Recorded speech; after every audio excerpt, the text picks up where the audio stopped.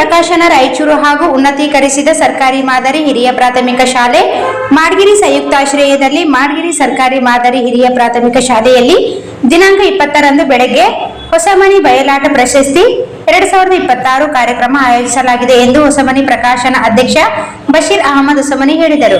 ನಗರದ ಪತ್ರಿಕಾ ಭವನದಲ್ಲಿ ಸುದ್ದಿಗೋಷ್ಠಿಯಲ್ಲಿ ಮಾತನಾಡಿದ ಅವರು, ಕಾರ್ಯಕ್ರಮದ ಉದ್ಘಾಟನೆಯನ್ನು ತಾರಮ್ಮ ಜೈವಂತ್ ಅಧ್ಯಕ್ಷರು ಗ್ರಾಮ ಪಂಚಾಯಿತಿ ಮಾಡಗಿರಿ ಮಾಡಲಿದ್ದಾರೆ.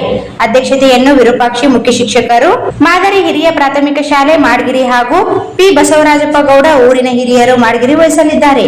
ಮುಖ್ಯ ಅತಿಥಿಗಳಾಗಿ ಇಮಾಮುದ್ದೀನ್ ಮಾಡಗಿರಿ, ಹಿರಿಯ ಸಾಹಿತಿಗಳು ಮಾಡಗಿರಿ, ಎಂಡಿ ಮೈನುದ್ದೀನ್ ಸಾಬ್ ಅಧ್ಯಕ್ಷರು, ಶಾಲಾಭಿವೃದ್ಧಿ ಮತ್ತು ಮೇಲುಸ್ತುವಾರಿ ಸಮಿತಿ, ಪ್ರಾಥಮಿಕ ಶಾಲೆ ಮಾಡಗಿರಿ, ಮುದುಕಪ್ಪ ನಿವೃತ್ತ ಶಿಕ್ಷಕರು ಮಾಡಗಿರಿ ಆಗಮಿಸಲಿದ್ದಾರೆ ಎಂದರು.